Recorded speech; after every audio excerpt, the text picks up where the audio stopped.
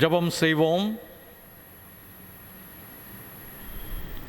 மகா பரிசுத்தமுள்ள நல்ல தகப்பனே, இந்த பரிசுத்த ஓய்வு நாளின் காலை வேளைக்காக, காலை ஆராதனைக்காக நாங்கள் உமக்கு நன்றி சொல்கிறோம்.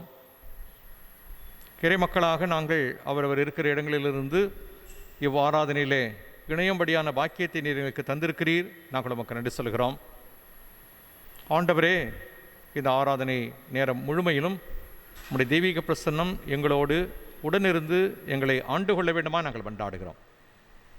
ஆண்டவரே, எங்களை உடைய சமூகத்திலே நாங்கள் தாழ்த்தி ஒப்பு கொடுத்து எங்களுடைய பாவங்களை நாங்கள் அறிக்கை செய்கிற பொழுது நீர் அருளுகிற மன்னிப்பை நாங்கள் பெற்றுக்கொள்ளவும், உம் திருவார்த்தைகளை வாசித்து நாங்கள் தியானிக்கிற பொழுது உம்முடைய திருவுள்ள சித்தத்தை நாங்கள் எங்களுடைய வாழ்விலே உணர்ந்து எங்களுடைய வாழ்க்கைக்கு சொந்தமாக்கி கொள்ளவும் அருள்தாரும். உங்களுடைய சமூகத்திலே நாங்கள் எங்களுடைய வேண்டுதல் விண்ணப்பங்களை ஏறெடுக்கிற பொழுது ஆண்டவரே, நீர் எங்களுடைய வேண்டுதலை கேட்டு இறங்கி நன்மைகளை கடாட்சி தரல வேண்டுமா நாங்கள் கொண்டாடுகிறோம். இந்த ஆராதனை முழுமையும் உடைய பரிசுத்த கரங்களிலே தருகிறோம். நீரே பொறுப்பேற்றுக்கொள்ளும், ஆசீர்வைத்து தாரும். மீட்பர் இயேசுவின் மூலமாக ஜெபத்தை ஏறெடுக்கிறோம் பரலோக பிதாவே, ஆமேன். நம்முடைய ஆராதனைக்கு துவக்கமாக கிறிஸ்து சபை பாமாலைகளிலே 326வது பாமாலை, பாமாலை எண் 326, ரட்சா பெருமானே பாரும்.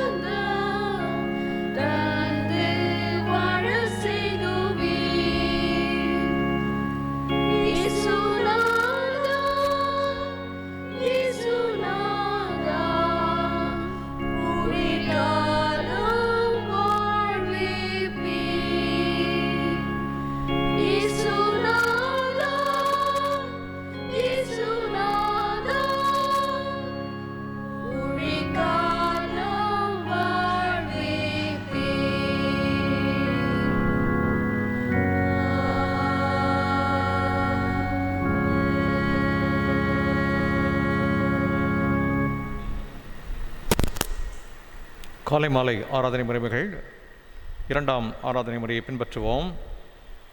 நாம் கடவுளை தொழுவோம். கடவுள் ஆவியாய் இருக்கிறார். அவரை தொழுது கொள்கிறவர்கள் ஆவியோடும் உண்மையோடும் அவரை தொழுது கொள்ள வேண்டும். நம்முடைய பிதாவாகிய கடவுளாலும் கர்த்தராகிய இயேசு கிறிஸ்துவினாலும் உங்களுக்கு கிருபையும் சமாதானமும் உண்டாவதாக.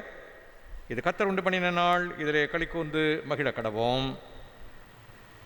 ஆண்டவரே, எங்கள் உதடுகளை திறந்தருளும், அப்பொழுது எங்கள் வாயுமுடைய புகழை அறிவிக்கும். பிதாவுக்கும் குமாரனுக்கும் பரிசுத்த ஆவிக்கும் மகிமை உண்டாவதாக. ஆதியிலும் இப்பொழுதும் எப்பொழுதுமான சதாகாலங்களிலும் மகிமை உண்டாவதாக. ஆமீன். எங்கள் தந்தையாம் கடவுளே, உமது வல்லமையாலும் ஞானத்தாலும் எல்லாவற்றையும் படைத்து உமது குமாரனை இரட்சகராக தருபடி உலகத்தில் அன்பு கொண்டீரே, மை போற்றுகிறோம். குமாரனாம் கடவுளே, பாவத்தை தவிர்த்து எல்லாவற்றையும் எங்கள் போல் மனிதனாகி எங்கள் பாவங்களுக்காக ஒப்புக் கொடுக்கப்பட்டு எங்கள் நீதிக்காக உயிர்த்தெழும்பியவரே, மை போற்றுகிறோம். பரிசுத்த ஆவியானவராகிய கடவுளே, எல்லா உண்மைக்குள்ளும் எங்களை வழிநடத்தி கடவுளின் அன்பை எங்கள் நெஞ்சில் படுகிறவரே, மை போற்றுகிறோம்.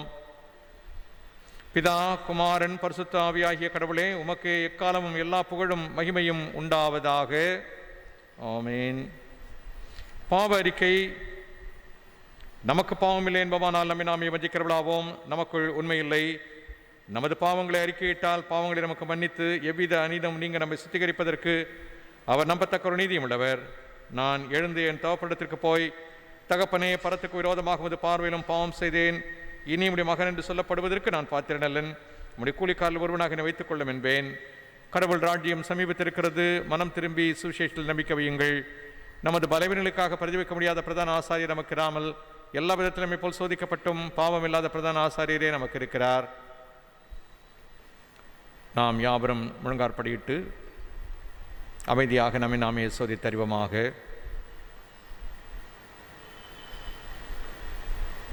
சர்வ வல்லமையுள்ள கடவுளத்திலே நாம் நமது பாவங்களை மனத்தாழ்மையோடு அறிக்கையிடுவோம்.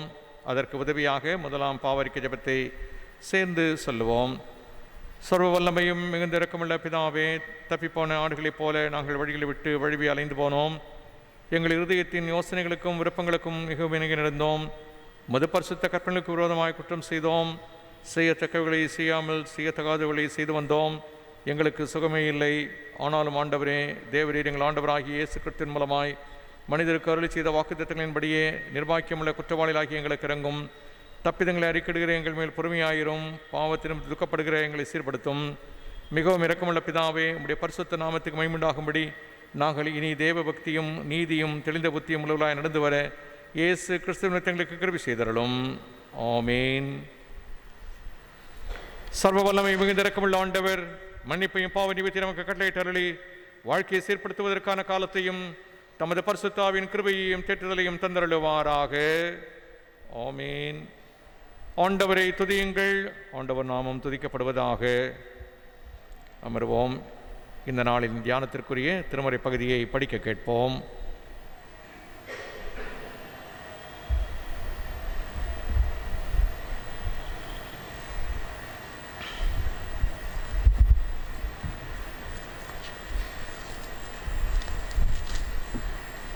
நாம் வாசிக்க வேண்டிய தெரிந்து கொள்ளப்பட்ட திருமறை பகுதி திருத்தூதர் பணிகள் 3வது அதிகாரம் திருவசனங்கள் 1-10 முடிய. ஒரு நாள் இறைவேண்டல் செய்யும் நேரமாகிய பிற்பகல் 3 மணிக்கு பேதுருவும் யோவானும் கோவிலுக்கு சென்றனர். அப்பொழுது பிறவிலே கால் ஊனமிட்டிருந்த ஒருவரை சிலர் சுமந்து கொண்டு வந்தனர். கோவிலுக்குள் செல்வரிடம் பிச்சை கேட்பதற்காக அவரை நாள்தோறும் கோவில் அழகு வாயில் என்னும் இடத்தில் வைப்பர். அவர் கோவிலுக்குள் சென்று கொண்டிருந்த பேதுருவும் யோவானையும் கண்டு பிச்சை கேட்டார். பேதுருவும் யோவானும் அவரை உற்று பார்த்து, எங்களை பார் என்று கூறினார். அவர் ஏதாவது கிடைக்கும் என்று எதிர்பார்ப்புடன் அவர்களை ஆவலுடன் நோக்கினார். பேதுரு அவரிடம், வெள்ளியும் பொன்னும் என்னிடம் இல்லை, என்னிடம் உள்ளதை உமக்கு கொடுக்கிறேன். நசரேத்து இயேசு கிறிஸ்துவின் பெயரால் எழுந்து நடந்திடும் என்று கூறி அவரது வலக்கையை பற்றி பிடித்து தூக்கிவிட்டார். உடனே அவரது காலடிகளும் கழுக்கான்களும் வலுவடைந்தன. அவர் குதித்தெழுந்து நடக்கத் தொடங்கினார். துள்ளி நடந்து கடவுளை போற்றியவாறே அவர்களோடு கோவிலுக்கு சென்றார். அவர் நடப்பதையும் கடவுளை போற்றுவதையும் மக்கள் அனைவரும் கண்டனர். அவர்கள் எல்லோரும் கோவிலின் அழகு வாயில் அருகே பிச்சை கேட்டுக்கொண்டிருந்தவர் இவரோ என்று அறிந்து கொண்டனர். நடந்ததை பார்த்து திகைப்பு மிகுந்தவராய் மெய்மறந்து நின்றனர். ஆமேன். வாசிக்க வேண்டிய திருமறை பகுதி வாசிதாகிவிட்டது. கிறிஸ்துவே உமக்கே மகிமை உண்டாதாக. ஆமென்.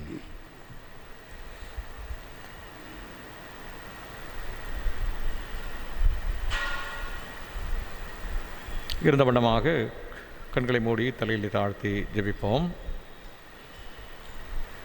எங்கள் அன்பின் பரலோக பிதாவே, உம்முடைய திருவார்த்தைகளை தியானிக்கும்படியாக நாங்கள் அமர்ந்திருக்கிற பொழுது எங்களுடைய செவிகளையும் உள்ளங்களையும் திறந்தருளும்.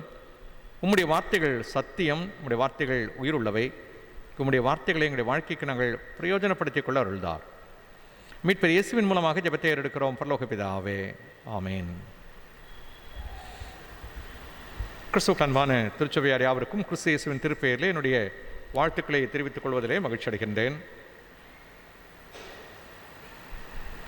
இந்த ஞாயிற்றுக்கிழமை மாற்று திறனாளிகளின் ஞாயிறு என்று அனுசரிக்கப்படுகிறது.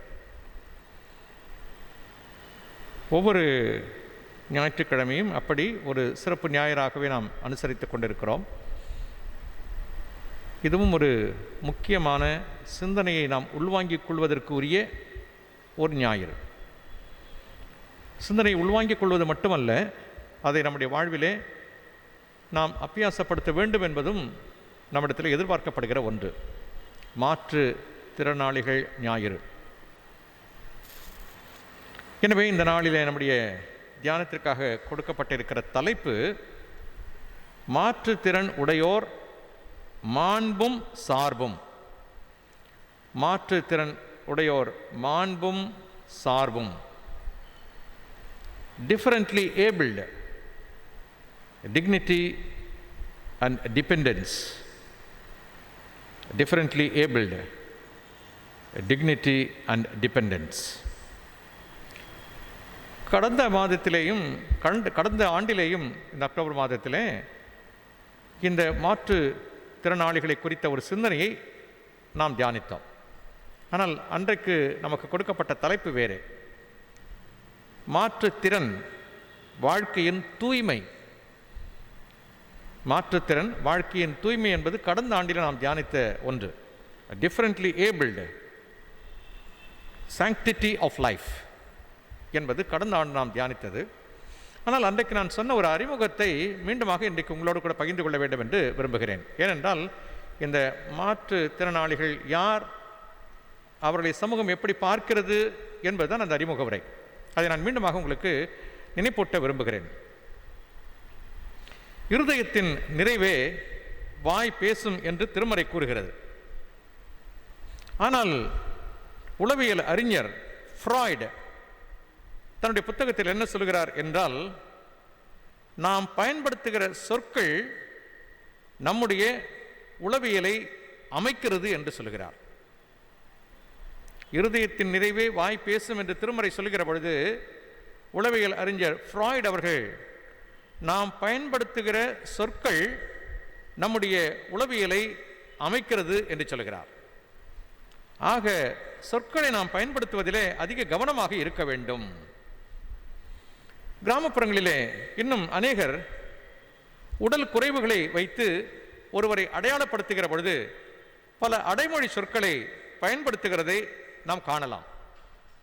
ஊமைய, ஊமச்சி, செவிட, நொண்டி, குருடு, திக்க, நிறைய வார்த்தைகள் இருக்கிறது. இப்படிப்பட்ட வார்த்தைகளை நன்றாக இருக்கிறவர்களுக்கு உடல் ஊனமிற்றிருக்கிற ஒருவருக்கு சொல்லப்படுகிற, கொச்சையாக சொல்லப்படுகிற வார்த்தைகளை இவர்களுக்கு பயன்படுத்தி சொல்லுகிற ஒரு நிலைப்பாடு இருக்கிறது. இவ்வாறு அழைப்பதை கிராமப்புறங்களிலே மட்டுமல்ல, அதிகம் படித்து மேலை நாட்டு நாகரிகத்தை இணைத்து வாழுகிற நகர்ப்புறங்களிலேயும் நம்மால் காண முடிகிறது. இத்தகைய அடையாளங்கள் மனதிற்கு வருத்தத்தை தரக்கூடிய ஒன்றாக இருக்கிறது. ஒருவரை இவ்வாறு அழைக்கிற பொழுது கேட்கிற நமக்கே வருத்தமாக இருக்கிறது. இவ்வாறு அழைக்கப்படுகிறவர்களுக்கு அவருடைய மனநிலை எப்படி இருக்கும் என்பதை நாம் சற்று யோசிக்க அழைக்கப்படுகிறோம். உடல் குறை உடையோரை அன்றாட வாழ்விலே இல்லாவிட்டாலும் பொது ஊடகங்களிலாவது மாற்றுத்திறனாளிகள் என்று குறிக்கப்பெறுவது ஆறுதல் அளிக்கக்கூடிய ஒன்றாக இருக்கிறது. உடல் குறைவு உடையோரை அன்றாட வாழ்விலே இல்லாவிட்டாலும் பொது ஊடகங்களிலே மாற்று திறனாளிகள் என்று குறிக்கப்பெறுவது நமக்கு மன நிம்மதியை கொடுக்கிற ஒன்றாக இருக்கிறது. மாற்று திறனாளிகள் என்ற சொல்லோடு டிஃபரண்ட்லி ஏபிள்டு, அதாவது ஆங்கிலத்திலே அதை முற்போக்காக நம்மால் புரிந்து கொள்ள முடிகிறது. டிஃபரண்ட்லி ஏபிள்டு, உடல் அளவில் சவால்களை சந்திப்போர், உடல் அளவிலே சவால்களை சந்திப்போர். பிசிக்கலி சேலஞ்சு என்று பொருள்படுகிற அளவிலே அவர்கள் அழைக்கப்படுகிறார்கள். மிக எளிதாக ஹேண்டிகேப்ட், ஊனமுற்றோர் என்று முத்திரை அளிப்பது பெரிய குற்றமாகும். சரீரம் அல்லது மனநிலை பாதிப்பு உடையோர் வேறு பல வழிகளிலே தங்களின் உணர்வுகளையும் திறமைகளையும் மிகச் சிறப்பாகவே வெளிப்படுத்துகிறவர்களாக இருக்கிறார்கள் என்பதை நாம் அனுபவ ரீதியாக பார்த்திருக்கிறோம். அவர்களும் அடிப்படையில் நம்மை போன்றவர்களே என்கிற மதிப்பையும் மாண்பையும் உருவாக்குவதே மனித மாண்பு என்று நாம் புரிந்து கொள்ள அழைக்கப்படுகிறோம். இவர்களை மாற்றுத்திறன் படைத்தோர் அல்லது சிறப்பு திறன் படைத்தோர் என்று அழைப்பது சால சிறந்தது.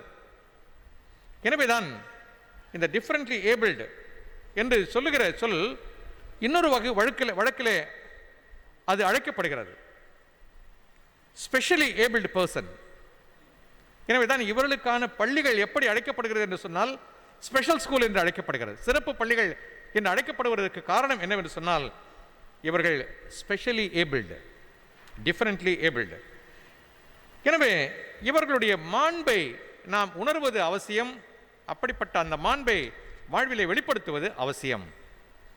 உலகிலே வாழ்கிற ஒவ்வொரு மனிதரும் உருவிலும் உடல் அமைப்பிலும் சொல்லிலும் செயல் திறனிலும் பிறரிடத்திலிருந்து வேறுபடுகிறார்கள். இது நமக்கு நன்றாகவே தெரியும். ஒரு வீட்டிலே இருக்கிற 2-3 பேர் அல்லது 4-5 பேர் என்று சொன்னாலும் அவர்களுடைய உருவிலேயும் உடல் அமைப்பிலேயும் சொல்லிலேயும் செயலிலேயும் திறனிலேயும் ஒருவருக்கொருவர் வேறுபட்டு இருக்கிறதை நம்மால் காண முடிகிறது.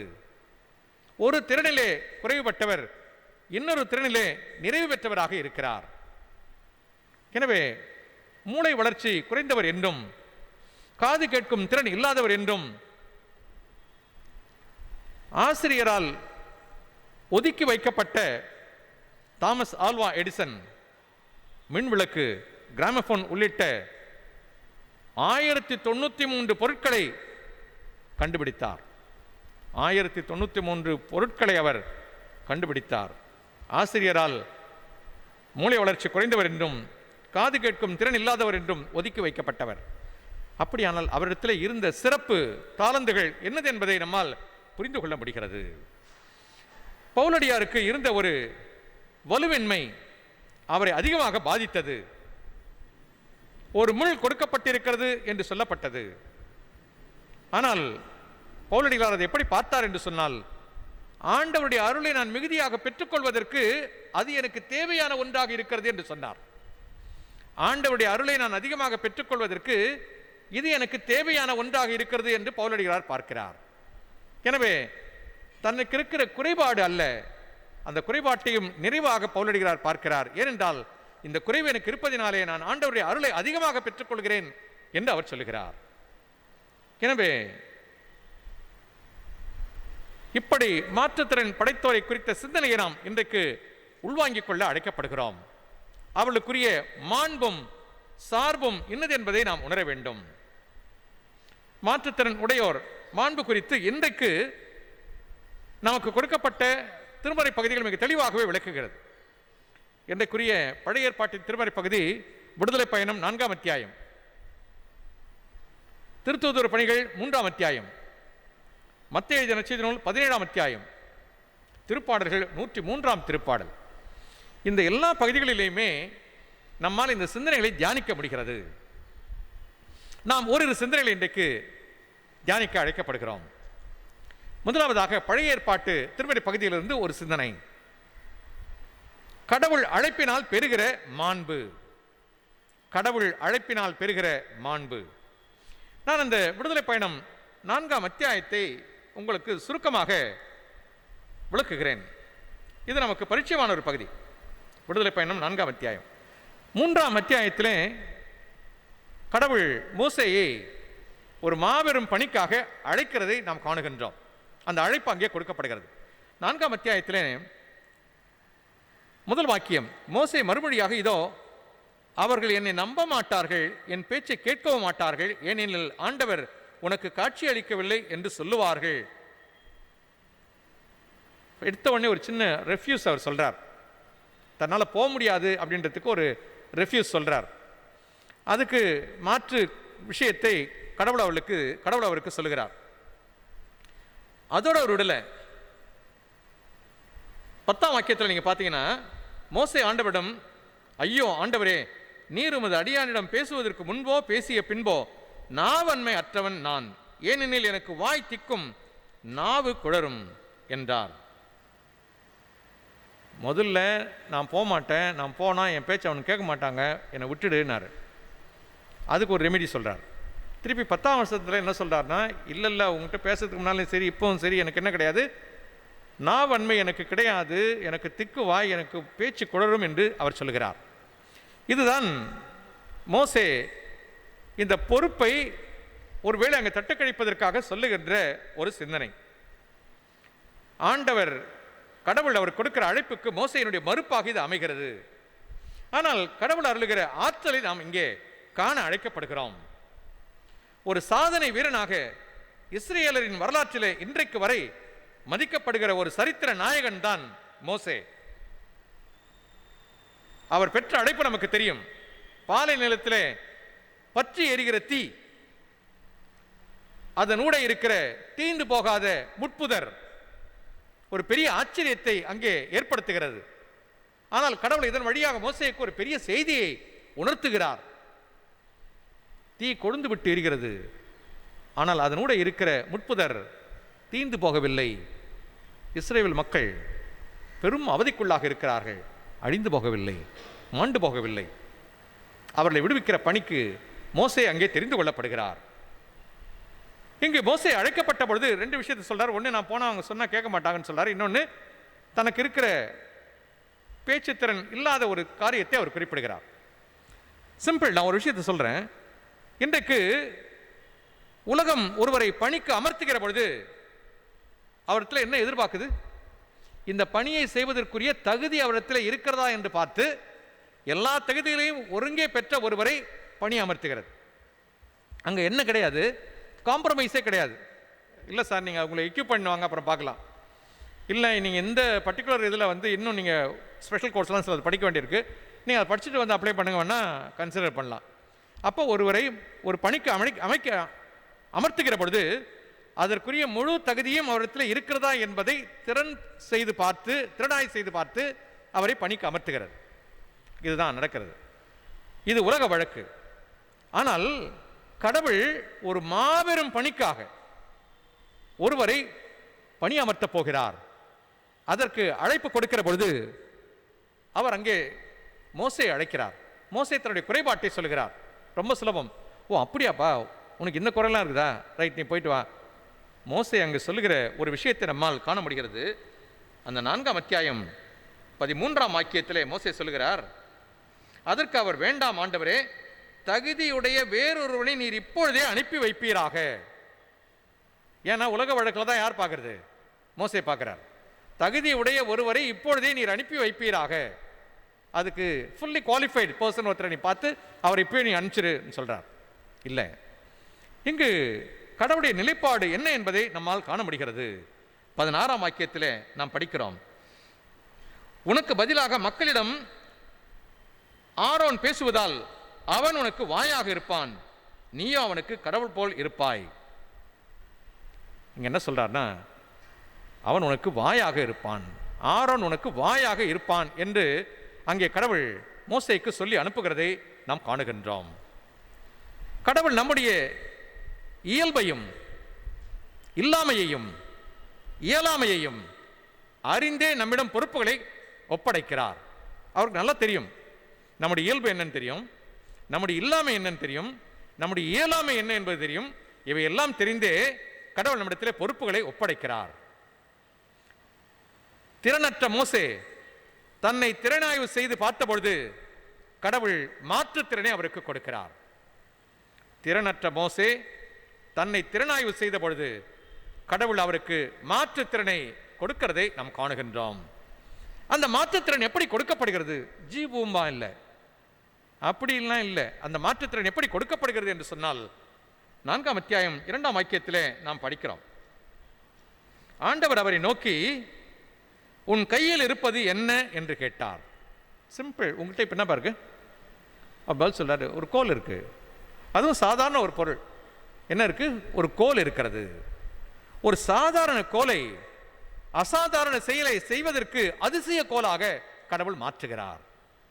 உன் கையில் என்ன இருக்குதோ அதை வச்சு ஒரு அசாத்தியமான பணியை செய்வதற்கு கடவுள் எக்யூப் பண்றார். நான் போய் பேசினா என் சொல்ல கேட்க மாட்டாங்க, என்னை விட்டுடு. அப்படியே நான் போகிறேன், எனக்கு பேச்சு திறமையே கிடையாது, என்னால் பேச முடியாது, எனக்கு திக்கம், விட்டுடு. இல்லை, அவர் தன்னை திறனாய்வு செய்து பார்க்கிற பொழுது கடவுள் ஒரு மாற்றுத்திறனை கொடுக்கிறார். எப்படிப்பட்ட மாற்றுத்திறன் என்று சொன்னால், உன் கையில் என்ன இருக்கிறதோ அதை வைத்துக்கொண்டே நீ போ. ஒரு சாதாரண கோல், ஆனால் அது அசாதாரண காரியத்தை செய்யக்கூடிய ஒரு அதிசய கோலாக அவர் மாற்றுகிறார். 4ஆம் அத்தியாயம் 17ஆம் வாக்கியத்தில் படிக்கிறோம். அது அப்படித்தான் அங்கு முடிகிறது. 4:17 இந்த கோலை கையில் எடுத்து செல்வாய், இதை கொண்டு நீ அருஞ்செயல்கள் ஆற்றுவாய், நீ இதை கொண்டு அருஞ்செயல்கள் ஆற்றுவாய் என்று சொல்லுகிறார். எனவே கடவுள் ஒருவரை அழைக்கிறார் என்று சொன்னால் அவருக்கு என்ன குறைபாடு இருந்தாலும் அதை அவர் நிறைவு செய்து எந்த நோக்கத்திற்காக அழைத்தார் அந்த நோக்கத்திற்கு அனுப்பி வைக்கிறதை நம்மால் காண முடிகிறது. திறன் அற்றவர் மாற்றுத்திறன் பெறுகிறார். தன்னை வளப்படுத்திக் கொள்வதற்கு அல்ல, தன்னை நிலைநிறுத்திக் கொள்வதற்கு அல்ல. புரியுதில்லைங்க? இங்கு திறனற்ற ஒருவர் மாற்றுத்திறனால் நிரப்பப்படுகிறார். எதுக்குன்னா, மோசே செட்டில் ஆகிறதுக்கு, மோசே தன்னை வளப்படுத்திக் கொள்வதற்கு, தன்னை நிலைப்படுத்திக் கொள்வதற்கு இல்லை. இந்த மாற்றுத்திறனை மோசேக்கு கடவுள் கொடுத்ததற்கு காரணம் என்னவென்று சொன்னால், ஒரு மாபெரும் விடுதலை பணியை, கடவுளுடைய திட்டத்தை நிறைவேற்றுவதற்கான ஒரு திறனாக அதை பெற்றுக்கொள்கிறார். எனக்கு இந்த குறை இருக்கு, என் குறையை நிவர்த்தி செஞ்சிரு சாமி, முடிஞ்சிச்சு, தோத்திரம் போட்டு போறதுக்கு இல்லை. இவர் தன்னை திறனாய்வு செய்து பார்க்கிற பொழுது திறன் அற்றவர் என்று உணர்கிறார். அவருக்கு மாற்றுத்திறன் கொடுக்கப்படுகிறது. அவர் தனக்காக அல்ல, தன்னுடைய நிலைப்பாட்டிற்கு அல்ல, தன்னுடைய நிறைவுக்கு அல்ல, ஒரு பெரிய மக்கள் கூட்டம் விடுதலையை பெற்றுக்கொள்வதற்காக அந்த மாற்றுத்திறன் இவருக்கு கொடுக்கப்படுகிறது. முதலில் மறுத்து பேசுகிற மோசே பிறகு கடவுளை சார்ந்து இருக்கிறார். கடவுள் அளிக்கிற மாண்பை நம்மால் இங்கே காண முடிகிறது.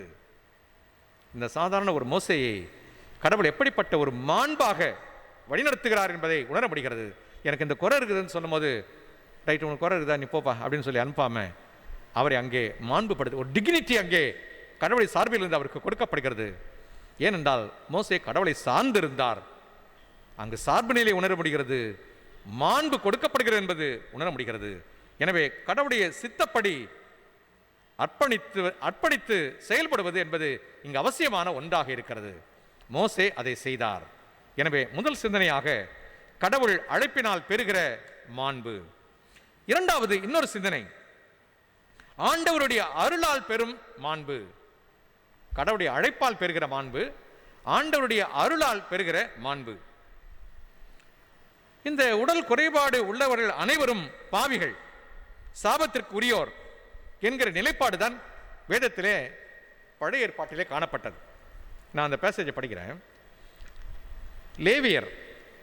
லேவியராகமம் 21ஆம் அதிகாரம் 17ஆம் வசனத்திலிருந்து, நீ ஆரோனிடம் கூற வேண்டியது, உன் வழி மரபினரில் உடல் ஊனமற்றவன் தன் கடவுளுக்கு உணவு படையலை செலுத்தல் ஆகாது. உடல் ஊனமற்றவன் எவனும் அருகில் வர வேண்டாம். பார்வையற்றவன், முடவன், குறைந்த அல்லது நீண்ட உறுப்பு உடையவன், கால் கை ஒடிந்தவன், கூனன், குள்ளன், கண்ணில் பூ விழுந்தவன், சொறி சிறங்கு உடையவன், அன்னகன் எவனும் வேண்டாம். குருவான ஆரோனின் வழிமரபில் உடல் ஊனமற்ற எவனும் ஆண்டவரின் நெருப்பு பலியை செலுத்த அருகில் வரவேண்டாம். மேலும் உடல் ஊனம் அவனுக்கு இருப்பதால் அவன் தன் கடவுளின் உணவு படையலை செலுத்தவும் வரக்கூடாது. தன் கடவுளின் தூய அப்பத்தை அவன் உண்ணலாம். இதுதான் அன்னைக்கு இருந்த ஸ்டாண்டிங் ரூல். அவன் வந்து கடவுளுடைய சந்நிதிக்குள்ளே வர முடியாது, அவருக்கு பலி செலுத்த முடியாது என்பது இருந்தது. எனவே ஒரு உடல் குறைபாடு என்பது ஒரு பாவமாக, சாபமாக காணப்பட்டது. அப்படி பாவத்தோடும் சாபத்தோடும் இருக்கிறவர் எங்க வர முடியாது? கடவுளுடைய சந்நிதிக்கு வர முடியாது, அவருக்கு பலி செலுத்த முடியாது என்று நாம் அங்கே சொல்லப்படுகிறதை காணுகிறோம். இன்னொரு விஷயம், இந்த மாற்று திறன் உடையோர் அல்லது உடல் ஊனமுற்ற ஒருவரை குறித்து தாவீதுடைய லைஃப்ல 2 ஸ்டாண்ட் எடுக்கிறத நம்ம பார்க்கலாம். முதலாவதாக 2 சாமுவேலின் புத்தகம் 5ஆம் அத்தியாயம். 2 சாமுவேல் 5ஆம் அத்தியாயத்தில் 6ஆம் வசனத்திலிருந்து நான் படிக்கிறேன். அரசரும் அவருடைய ஆள்களும் அம்மண்ணின் மைந்தர் எபூசியருக்கு எதிராக எருசலேம் சென்ற பொழுது அவர்கள் தாவீதை நோக்கி, நீர் இங்கே வர முடியாது, பார்வையற்றவரும் முடவரும் கூட உம்மை அப்புறப்படுத்தி விடுவார்கள். அதாவது இங்கே தாவீது வர முடியாது என்றனர். இருப்பினும் தாவீது சீயோன் கோட்டையை கைப்பற்றினார், அதுவே தாவீது நகர். அன்று தாவீது எபூசியரை தாக்குகிறவர்கள் குடைக்கால்வாய் வழியே சென்று தாவீதை உளமாற வெறுக்கும் முடவரையும் பார்வையற்றவரையும் காப்பாற்றட்டும் என்று கூறினார், கைப்பற்றட்டும் என்று கூறினார். எனவே பார்வையற்றவரும் முடவரும் கோவிலில் நுழைய வரலாகாது என்று கூறப்பட்டது. தாவீது கோட்டையில் தங்கி தாவீது நகர் என்று பெயரிட்டார். மில்லோவிலிருந்து உட்புறமாக தாவீது சுற்றிலும் மதில் எழுப்பினார். தாவீது தொடர்ந்து வளர்ச்சி பெற்றார். படைகளின் கடவுளாகிய ஆண்டவர் அவரோடு இருந்தார். இங்கு சொல்லப்படுகிறது எது என்று சொன்னால், பார்வையற்றவரும் முடவரும் கோவிலில் நுழையல் ஆகாது என்று கூறப்பட்டது.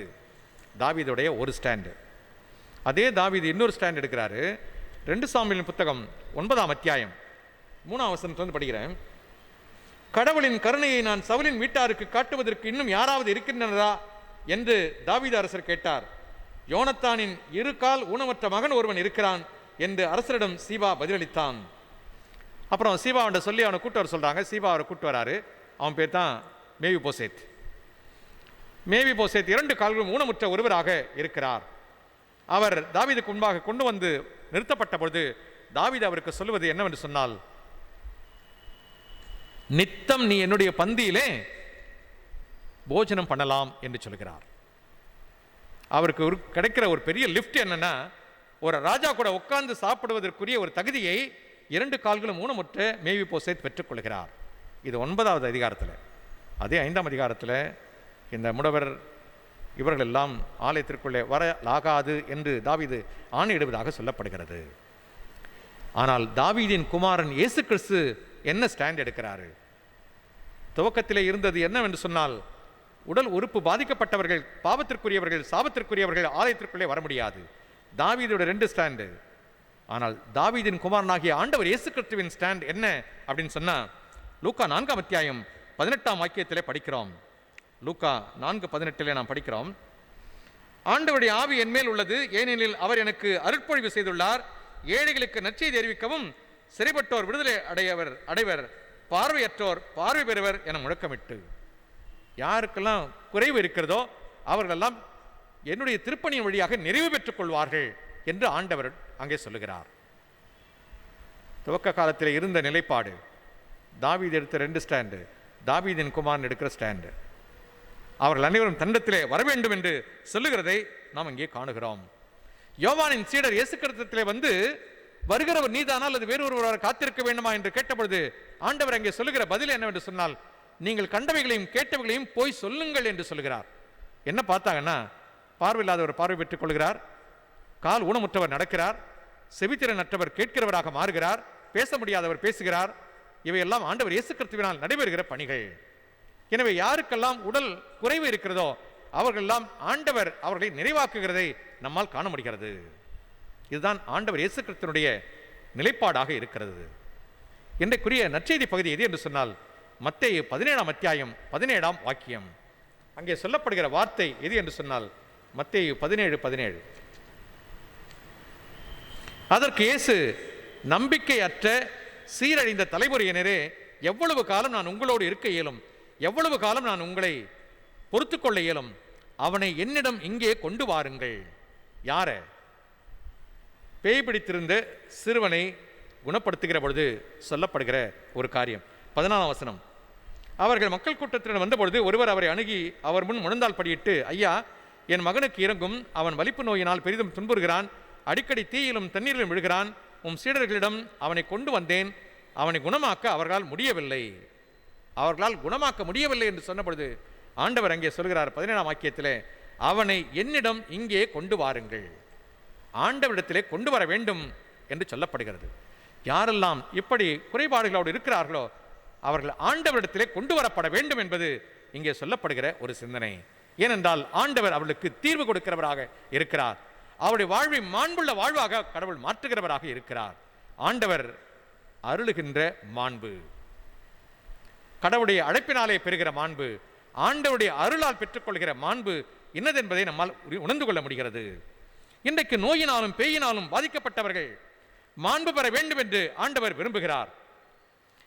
பாவத்தினுடைய பக்க விளைவு எது என்று சொன்னால், பாவத்தினுடைய பக்க விளைவு எது என்று சொன்னால் உலகின் அலங்கோலமான நிலை, பசி, பற்றாக்குறை, பிணி, மரணம், இதெல்லாம் எதனால் ஏற்படுகிறது என்று சொன்னால் பாவத்தினுடைய பக்க விளைவுகள்.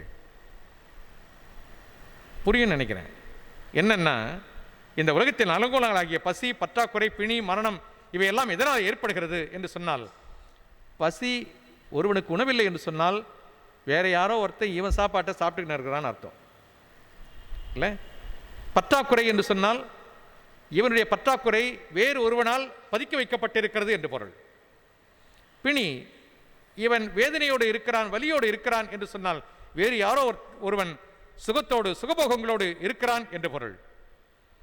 ஒருவன் இங்கே மரித்துக் கொண்டிருக்கிறான் என்று சொன்னால் இவனுடைய மரணத்தின் வழியாக இன்னொருவன் வாழ்வு பெற்றுக் கொண்டிருக்கிறான் என்று பொருள். புரியுதில்ல? கொரோனா பெரிய எக்ஸாம்பிள். அது ஒரு பெரிய வெல் பிளான்ட் விஷயம். பாதிக்கப்பட்டு அப்பாவிகளாக மரித்துக் கொண்டிருக்கிற மக்கள். எனவே இப்படிப்பட்ட ஒரு அலங்கோலம் இந்த உலகத்திலே காணப்படுவதற்கு காரணம் பாவம். பாவத்தினுடைய பக்க விளைவுதான் இதற்கு அடிப்படையான காரணம். இதை இந்த இன்றைய உலகத்திலே நாம் காணுகின்றோம். எனவே இதையெல்லாம் ஆண்டவரிடத்திலே கொண்டு வாருங்கள் என்று சொல்கிறார். ஆண்டவரிடத்திலே கொண்டு வருகிற பொழுது அதுக்குரிய தீர்வை ஆண்டவரால் கொடுக்க முடியும். யாரால் கொடுக்க முடியலங்க? சீடர்களால் கொடுக்க முடியவில்லை. ஆண்டவர் கடிந்து கொள்கிறார். இன்னும் எவ்வளவு காலம் தான் நான் உங்க கூட இருப்பேன், இன்னும் கூட நீங்க விசுவாசம் இல்லாமல் இருக்கிறீங்களே, அவனை என்னிடத்திலே கொண்டு வாருங்கள் என்று ஆண்டவர் சொல்கிறார். எனவே ஆண்டவரிடத்திலே கொண்டு செல்ல வேண்டும் என்பதை உணர வேண்டும். 103ஆம் சங்கீதம், இன்னைக்குரிய திருப்பாடல் 103ஆம் திருப்பாடல், அதிலே நாம் பார்க்கின்றோம், அவர் உன் குற்றங்களை எல்லாம் மன்னிக்கிறார், உன் நோய்களை எல்லாம் குணமாக்குகிறார். கடவுள் அப்படிப்பட்ட அருள் உடையவர். அவரிடத்திலே வருகிற பொழுது அவருடைய பெரிய அருளினாலே நாம் சுகத்தை மட்டுமல்ல மாண்பையும் பெற்றுக்கொள்ள முடியும் என்பதை நாம் உணர முடியும். சில நேரங்களில் இப்படி கடவுளிடத்தில் கொண்டு வந்து கடவுள் அருளுகிற மாண்பை பெற்றுக்கொள்வதற்கு அநேக நேரங்களில் நாமே தடையாக இருக்கிறோம். நான் அழகான அதுக்கு எக்ஸாம்பிள் சொல்ல முடியும். பத்திமேயு குருடன், கண் பார்வை கிடையாது, ஆனால் அந்த பக்கம் ஆண்டவர் போறாருன்றதை மட்டும் அவனால் சென்ஸ் பண்ண முடிஞ்சிச்சு. ஆண்டவர் அந்த பக்கம் போறாரு, அவன் என்ன பண்றான்? சத்தம் போடுறான், தாவீதின் குமாரனை எனக்கு இறங்கும். ஐயா, அவனை கூட்டின்னு போய் ஆண்டவர் ஆண்ட நீ உடல்னா கூட பரவாயில்ல, நீ என்ன பண்ண? ஹே சுமார் சத்தம் போடாத. அவனை அதட்டி அவனை இருக்கிற நிலையிலேயே இருக்க வைக்கிற மக்கள் கூட்டம் தான் ஆண்டவரோடு கூட சென்று கொண்டிருந்தது. அவனுக்கு ஹெல்ப் பண்ணல, அவனை கூட்டின்னு வந்து ஆண்டவரத்தில் விடல. பட் ஆண்டவர் என்ன எதிர்பார்க்குறா தெரியுமா? அவனை என்கிட்ட கூட்டின்னு வாங்கன்னு சொன்னார். அதுதான் ஆண்டவர் எதிர்பார்ப்பது, நம்மிடத்திலே ஆண்டவர் எதிர்பார்ப்பது. நாமே அதற்கு தடைக்கல்லாக இருந்து விடுகிறோம். இன்னொரு எக்ஸாம்பிள் சொல்ல முடியும். யோவான் எழுதிய நற்செய்தி நூலிலே 5ஆம் அத்தியாயத்திலே படிக்கிறோம். 38 ஆண்டுகள் சுவீனமாக இருந்த ஒருவனை ஆண்டவர் சுகப்படுத்துகிறார். என்னைக்கு நடந்துச்சு? அது ஒரு ஓய்வு நாளில் நடந்துச்சு. பெரிய இஷ்யூ ஆயிடுச்சு. ஓய்வு நாளில் எப்படிங்க சுகப்படுத்தலாம்? அது நிறைய நேரத்தில் நம்ம பிளட்லேயே ஊறி போயிட்ட ஒரு விஷயம். அப்படியே இருக்கும், பாடடைஞ்சு கூட ஒன்றா இருக்கலாம், 38 வருஷமாக இருக்கலாம், 83 வருஷமாக கூட இருக்கலாம். நல்லா ஆயிடுச்சுன்னா நமக்கு அப்ரிஷியேட் பண்ணணும்னு தோணாது. எப்படி பண்ணலாம்? ஏசுநாதர் எப்படி ஓய்வு நாளில் இது செஞ்சிடலாம்? இந்த கொஸ்டின் தான் வரும். இல்லை, அவன் 38 வருஷமாக உட்காந்து கிடக்கிறானே, அவன் சுகம் பெற்றால் மகிழ்ச்சி தானே என்கிற நிலை அல்ல. இப்படி குற்றம் பார்த்து கொண்டே இருக்கிற ஒரு வாழ்வு ஒருவர் ஆண்டவரிடத்திலே வருவதற்கு நாமே தடையாக அமைந்து விடுகிறோம் என்பதை இங்கே உணர அழைக்கப்படுகிறோம். கடவுள் அழைப்பினால் பெறுகிற மாண்பு, ஆண்டவர் அருளினாலே பெற்றுக்கொள்கிற மாண்பு. நிறைவாக இன்னொரு சிந்தனை, நம்மை அழிப்பதால் பெறுகிற மாண்பு. நம்மை அழிப்பதால் பெறுகிற மாண்பு. இன்றைக்குரிய நிருப பகுதி எது என்று சொன்னால் திருத்தூதர் பணிகள் 3ஆம் அத்தியாயம். நாம் அதை படிக்க கேட்டோம். நமக்கு தெரியும், அங்கே உடல் ஊனமற்ற ஒருவர் ஆலயத்திற்கு அருகிலே வந்து பிச்சை கேட்டுக் கொண்டிருக்கிறார். பேதுரும் யோவானும் அந்த பக்கம் போகிறாங்க. நீட்லி ட்ரெஸ்டு அங்கெல்லாம் போட்டுன்னு போனோன்னே நினச்சிருப்பாரு வெயிட்டாக கிடைக்கும் அப்படின்ட்டு அவங்களோட கேட்குறார். ஷப்புன்னு பதில் சொல்லிட்டாங்க. என்னன்ட்டு, வெள்ளியும் பொண்ணு எங்ககிட்ட கிடையாதுப்பான்ட்டாங்க. Gold coin or silver coin, அதுதான் அது. வெள்ளியும் பொண்ணுன்னா நகை கடையில் இருக்கிறது இல்லை. அன்றைக்கு புழக்கத்திலே இருந்த gold coin or silver coin. வெள்ளியும் பொண்ணும் எங்களிடத்திலே இல்லை அப்படின்னு ரெஃப்யூஸ் பண்ணுறாங்க. ஆனால் அதோடு அவங்க கடந்து போகலை. ஏதாகிலும் கிடைக்குமா என்று அவரை நோக்கி அவர் கேட்கிறார். அவர்கள் அவரை உற்று பார்த்து, வெள்ளியும் பொண்ணும் எங்களிடத்திலே இல்லை, முடிஞ்சில்லை, என்னிடத்திலே உள்ளதை உனக்கு கொடுக்கிறேன் என்று சொன்னார்கள். கொடுக்காம போயிடலாங்க, கொடுத்தாங்க. ஆனால் அவங்க கிட்ட என்ன இருந்துச்சோ அதை கொடுத்தாங்க. வெள்ளியும் பொண்ணும் எங்களிடத்திலே இல்லை, எங்களிடத்திலே உள்ளதை கொடுக்கிறோம். நசரேயனாகிய இயேசு கிறிஸ்துவின் நாமத்தினாலே எழுந்து நட, இந்த ஆற்றலை அவர்கள் பெற்றிருந்தார்கள். நசரேயனாகிய இயேசுவை தங்களுடைய வாழ்வில் இவர்கள் பெற்றிருந்ததினாலே அவர்களிடத்தில் இருந்ததை அவர்களால் கொடுக்க முடிந்தது. நான் என்னை அழிப்பதினாலே இன்னொருவர் பெற்றுக்கொள்கிற மாண்பு.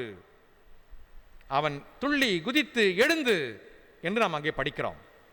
அவன் பெற்றுக்கொண்ட மாண்பு எப்படிப்பட்டது என்று சொன்னால், இன்னொருவர் தனக்கு இருந்ததை கொடுத்ததினாலே அவர் பெற்றுக்கொண்ட மாண்பு. இன்றைக்கு நீங்களும் நானும் நம்மை இழப்பதினாலே ஒருவர் மாண்பு பெற்றுக்கொள்ள வேண்டும் என்பதை உணர அழைக்கப்படுகிறோம். நான் தான் ரிப்பீட்டடாக உங்களுக்கு சொல்லுவேன், திருப்பி திருப்பி நான் எத்தனை ஒரு வாய்ப்பு கிடைச்சாலும் நான் சொல்லுவேன், சர்ச்ன்றது எதுக்கு இருக்குது அப்படின்னு சொன்னால், தன்னை இழப்பதற்கு தான் சர்ச் இருக்கு. இன்னொருவர் அதிலே மாண்பு பெற வேண்டும், இன்னொருவர் அதிலே வாழ்வு பெற வேண்டும். சர்ச் அதுக்கு தான் இருக்கு. வெறும் வர்ஷிப் பண்ணுறதுக்காக இல்லை, காணிக்கை வாங்கி சேர்த்துக்கிறதுக்காக இல்லை, கொடுப்பதற்காக. இறைக்கிற கிணறு சுரக்கும், இறைக்கிற கிணறு தான் சுரக்கும். இறைக்கிற கிணறு சுரக்கம் இல்லை, இறைக்கிற கிணறு தான் சுரக்கும். எனவே திருச்சபை என்பது தன்னை இழப்பதற்கு, இறைமக்கள் தங்களை இழப்பதற்கு. என்ன இருக்குது என்கிட்ட பெருசா அப்படின்னு சொல்றதுக்கு இல்லை. என் கூட யார் இருக்குது? ஆண்டவர் இருக்கிறார். ஆண்டவர் அருள்கிற ஆற்றல் இருக்கிறது. என்னால் அவரை சுகப்படுத்த முடியும், அவருக்கு எனக்கு என்னால் மாண்பு கொடுக்க முடியும்.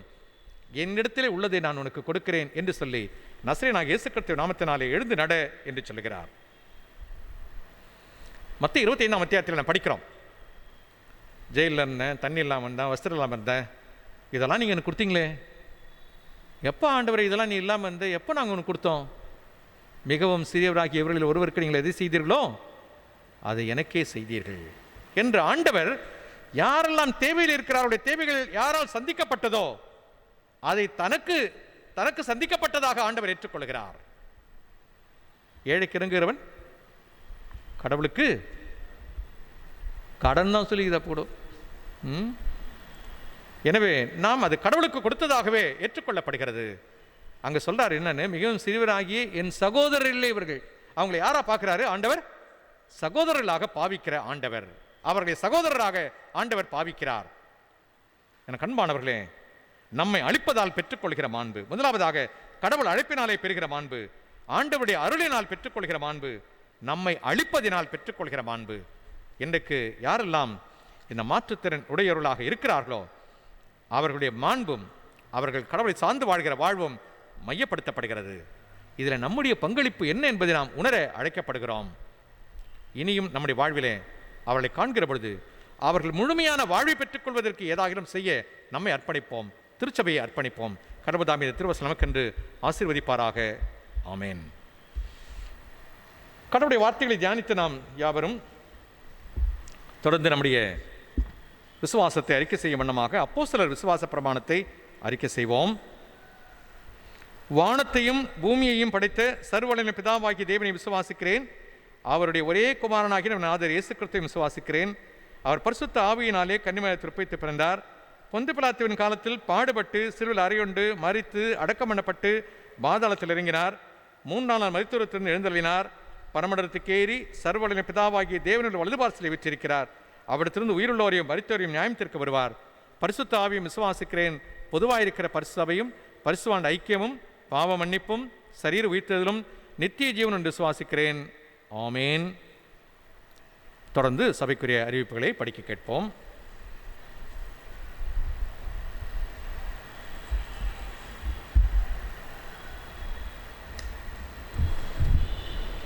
சபையார் அனைவருக்கும் ஸ்தோத்திரம். அறிவிப்புகள்.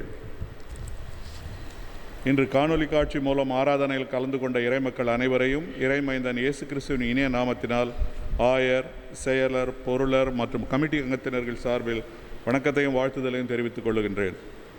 ஓய்வு நாள் பள்ளி பிள்ளைகள் ஓய்வு நாள் வகுப்புகள் நேரலை மூலம் நடத்தப்படுகிறது. சபையார் தங்கள் பிள்ளைகளை இவ்வகுப்புகளில் கலந்து கொள்ள ஊக்குவிக்கும்படி கேட்டுக்கொள்ளப்படுகிறீர்கள். இவ்வாரத்தில் தங்கள் பிறந்த நாளை காணும் நம் சபையின் அன்பர்கள் 10/10/2021 Mr Ruben E, miss Smirna Chandini M, miss Elizabeth A, miss Chandra J, miss Helen Chrislin Mercy, Mr Victor Samuel, miss Adlin கிரியாரி, Mr Joshua Judah, miss Vasanthi Juliet. 11/10/2021 Mr Samraj R, Mrs Kanagamani Rajan, miss Jessica Sharon, Mr Sunil Rajkumar V, miss Sabitha Banu, miss Ruth Kamala, Mr Sebastin K, Mr Gino Samuel, miss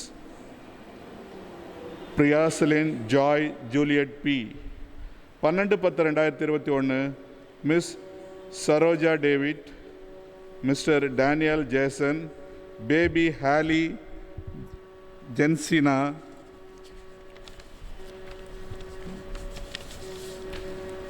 (13/10/2021) miss Raina Chrislin Pravind, Mr Abraham Shani Johan, Mrs Chandra Paul, miss Shalini E, Mrs Jonan Timothy, miss Merlin Carol P, Mrs Kathleen Johnson. 14/10/2021 miss Anisha D, Mr Mahesh Nathan N, Mrs Mary Flora D, Mrs Jaya Rani Terry, miss Divya S, miss Merlin Fedora. 15/10/2021 miss Mercy Jayaseeli, Mrs Jayaseeli D, miss Rachel C, miss Mercy Sarojini, miss Divya Mary S, Mrs ஞான ரத்னம். 16/10/2021 Jebaselvan Christopher, Mrs Sarojini ME, miss Jeba Priya, Mrs Joshua Percy J, Mr Paulraj A, Mrs Ramola Manuel. இவ்வாரத்தில் தங்கள் திருமண நாளை காணும் சபையின் குடும்பத்தார் 10/10/2021 Mr Peter Dharmaraj and Mrs Mary Gnana Saroja, Mr Johnson A and Mrs Jayakumari J, Mr Joshua G and Mrs Stella J. 13/10/2021 Mr Wesley Thomas and Mrs Priscilla W. 16/10/2021 Mr Franklin S and Mrs Devi. காணிக்கை விவரங்களை பொருளர் அறிவிப்பார்.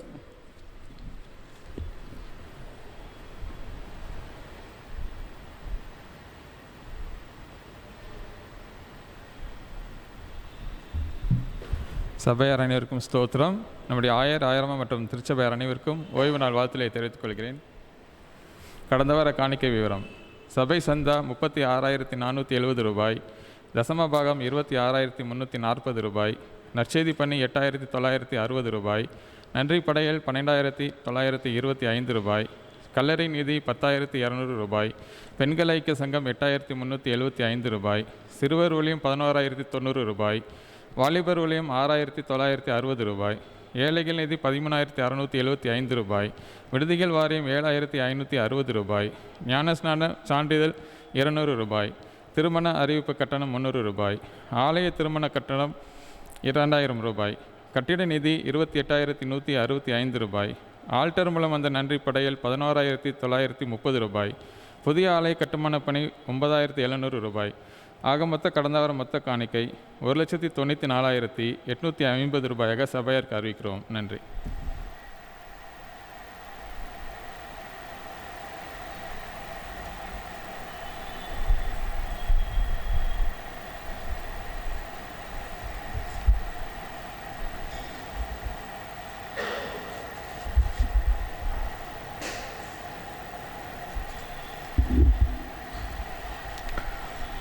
திருமண அறிக்கை. தென்னிந்திய திருச்சபை சென்னை பேராயம் வெஸ்லி தமிழ் ஆலயத்தைச் சேர்ந்த திரு எஸ் ஆஸ்பான் எல் செல்வின், திருமதி ஷீலா செல்வின் அவர்களின் குமாரன் பெஞ்சமின் லாரன்ஸ் என்பவரும், Methodist church in India Chennai Periyar Nagar தூய பேதுரு மெத்தடிஸ்ட் ஆலயத்தைச் சேர்ந்த திரு ஏ சேகர் ரோட்ரிக்ஸ், திருமதி சுஜாதா சேகர் அவர்களின் குமாரத்தி பிரீத்தி என்பவரும் திருமணத்தில் இணைக்கப்படவிருக்காலும் சபையாருக்கு அறிவிக்கிறேன். இவர்கள் இந்த தூய திருமணத்தில் இணைக்கப்படக்கூடாது, நியாயமான காரணமாவது தடையாவது உண்டு என்று யாராவது அறிந்தால் அதை சபையின் போதகருக்கு எழுத்தின் மூலம் தெரிவிக்க வேண்டும். இது இவர்களுக்கு 2ஆம் அறிக்கை. இந்த வாரத்தில் நம்ம திருச்சபை குடும்ப ஐக்கியத்தில் பிறந்த நாட்களையும் திருமண நாட்களையும் காண்போருக்கு திருச்சபையின் சார்பிலே வாழ்த்துக்களை தெரிவித்துக் கொள்கிறோம். பிறந்த நாள் மற்றும் திருமண நாள் காண்போருக்காகவும் திருமண வாழ்விலே இணைக்கப்படவிருக்கிற பிள்ளைகளுக்காகவும் ஜெபம் செய்வோம். எல்லா நல்ல ஆசீர்வாதங்களுக்கும் காரணராக இருக்கிற எங்கள் அன்பின் பரலோக பிதாவே, எங்களுடைய திருச்சபை குடும்ப ஐக்கியத்தில் இந்த வாரத்தில் தங்களுடைய பிறந்த நாட்களையும் திருமண நாட்களையும் காண்கிறோம். அது அன்படியாருக்காக நாங்கள் உமக்கு நன்றி சொல்கிறோம். ஆண்டவரே, அவருடைய தனிப்பட்ட வாழ்க்கையிலையும் குடும்ப வாழ்க்கையிலையும் மட்டுமே போதுமானராக இருந்திருக்கிறீர். நீர் அருளின் சுகபல ஜீவன் வாழ்வின் நன்மைகள் ஆசீர்வாதங்களுக்காக என்று சொல்கிறோம். உமது அன்படியார்கள் பிரவேசிக்கிற புதிய ஆண்டுகள், இந்த புதிய ஆண்டுகள் அவர்களுக்கு ஆசீர்வதிக்கப்பட்ட ஆண்டுகளாக அருள்தாரும். மகிழ்ச்சி, சந்தோஷம், சமாதானத்தினாலே நீர் அவளை நிரப்பி வழிநடத்திரள வேண்டுமா நாங்கள் கொண்டாடுகிறோம். திருமண வாழ்வில் இணைக்கப்படவிருக்கிற பிள்ளைகளுக்காக கூட வேண்டிக் கொள்கிறோம். ஆண்டவரே, தூய மெய்வாகத்திலே உடைய பரிசுத்த கரம் தங்கியிருந்து உண்மை தலைவராக கொண்டு வாழ்க்கையை பெற்றுக்கொள்ள அருள்தாரும். அருமையான பெற்றோர் இந்த திருமணத்திற்காக எடுக்கிற முயற்சிகளையும் பிரயாசங்களையும் நீர் வாய்க்கு செய்தருளும். பிள்ளைகளும் திருமண வாழ்வுக்கு தங்களை ஆயத்தப்படுத்திக் கொள்ள அருள்தார். மீட்பர் இயேசுவின் மூலமாக ஜெபத்தை ஏறெடுக்கிறோம் பரலோக பிதாவே, ஆமென். தொடர்ந்து கிறிஸ்தவ கீர்த்தனைகளிலே 106வது கீர்த்தனை பாடுவோம். கீர்த்தனை 106, ஒரு மருந்தரும் குருமருந்து.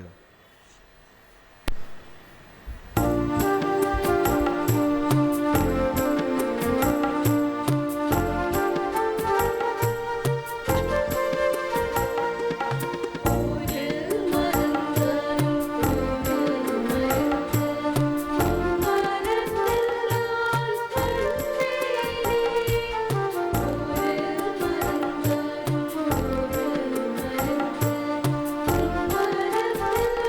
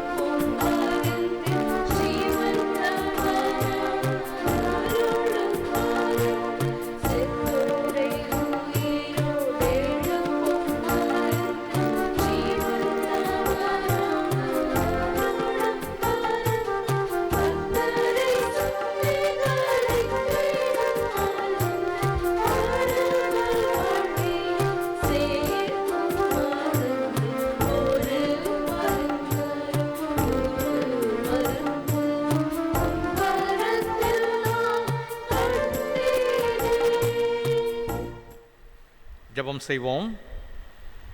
கர்த்தாவே எங்களுக்கு இறங்கும், கிறிஸ்துவே எங்களுக்கு இறங்கும். கர்த்தாவே எங்களுக்கு இறங்கும். பரமண்டலங்களில் இருக்கிற எங்கள் பிதாவே, உம்முடைய நாமம் பரிசுத்தப்படுவதாக, உம்முடைய ராஜ்யம் வருவதாக, உம்முடைய சித்தம் பரமண்டலத்திலே செய்யப்படுகிறது போல பூமியிலேயும் செய்யப்படுவதாக. அன்றனுள்ள எங்கள் அப்பத்தை எங்களுக்கு இன்று தாரும். எங்களுக்கு விரோதமாய் குற்றம் செய்கிறவர்களுக்கு நாங்கள் மன்னிக்கிறது போல எங்கள் குற்றங்களை எங்களுக்கு மன்னியும். எங்களை சோதனைக்குள் பிரவேசிக்க பண்ணாமல் தீமையை எங்களை ரட்சித்துக் கொள்ளும். ராஜ்யமும் வல்லமையும் மகிமையும் என்னென்றைக்கும் உடையவைகளே. ஆமேன். எங்கள் அன்பின் பரலோக பிதாவே, மீண்டுமாக ஒரு விஷயம் நாங்கள் துதிக்கிறோம், தோத்தரிக்கிறோம். ஆண்டவரே, நாங்கள் அவரவர் இருக்கிற இடங்களிலிருந்தே உம்மை தொழுது கொள்ளுகிற ஆராதிக்கிற ஸ்லாக்கியத்தினை தந்தீரே, அதற்காக நன்றி சொல்கிறோம்.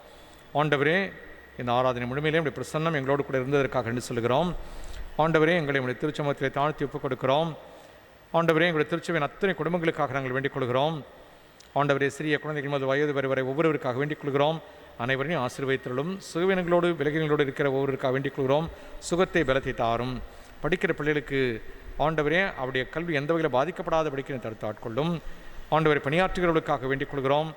ஆண்டவரே, அவருடைய பணியிடங்களிலே வேலை ஸ்தலங்களிலே அவருடைய கிருபையின் கரம் அவளோடு கூட இருக்கட்டும். ஆண்டவரே, பணி பாதிப்பு பெற்றிருக்கிறதுக்காக வேண்டிக் கொள்கிறோம். ஆண்டவரை ஏற்ற நேரத்திலே அவர்களுக்கெல்லாம் பணிகள் கிடைக்க முடியாத கிருபை செய்ய வேண்டுமா கொண்டாடுகிறோம். அன்பின் நலத்தை அப்படிங்கிற திருச்சபைக்காக, திருச்சபையின் அத்தனை ஊழியங்களுக்காக நாங்கள் வேண்டிக் கொள்கிறோம். வளர்ச்சி பணிகளுக்காக வேண்டிக் கொள்கிறோம். நிர்வாகக் குழுவுக்காக வேண்டிக் கொள்கிறோம். அனைத்து ஐக்கிய சங்கங்களுக்காக வேண்டிக் கொள்கிறோம். அனைவரும் என்னை ஆசீர்வதிக்க வேண்டுமா நாங்கள் வீட்டில் கொண்டாடுகின்றோம். வேண்டுமா நாங்கள் எப்படி ஆண்டவரே உம்மை ஆராதிக்க நாங்கள் நினைக்கிறவரை உம்முடைய தூய பிரசன்னம் எங்கள் ஒவ்வொருவரோடு உடனிருந்து எங்களை ஆசீர்வதித்து வழிநடத்த வேண்டுமாய் மீட்பர் இயேசுவின் மூலமாக ஜெபத்தை எடுக்கிறோம். பரலோக பிதாவே, ஆமேன். நமது ஆண்டவராகிய இயேசு கிறிஸ்துவின் கிருபையும் பிதாவாகிய தேவனுடைய அன்பும் தூயாவின் ஐக்கியமும் வழிநடத்துதலும் அனைவரோடும் இப்பொழுதும் எப்பொழுதும் சதா காலமும் தங்கியிருப்பதாக.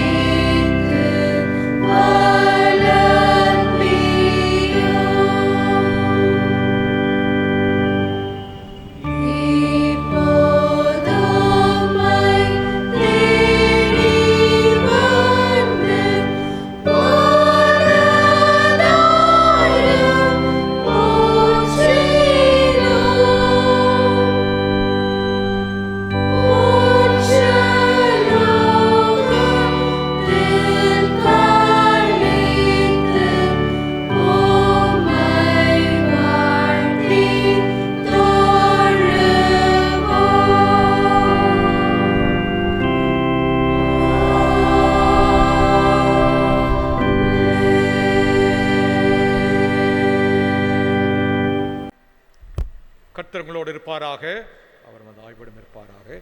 கர்த்தர் அருளுகிற சமாதானத்தோடு சென்று வர கடவோம். கர்த்தருடைய நாமத்தினாலே ஆமேன்.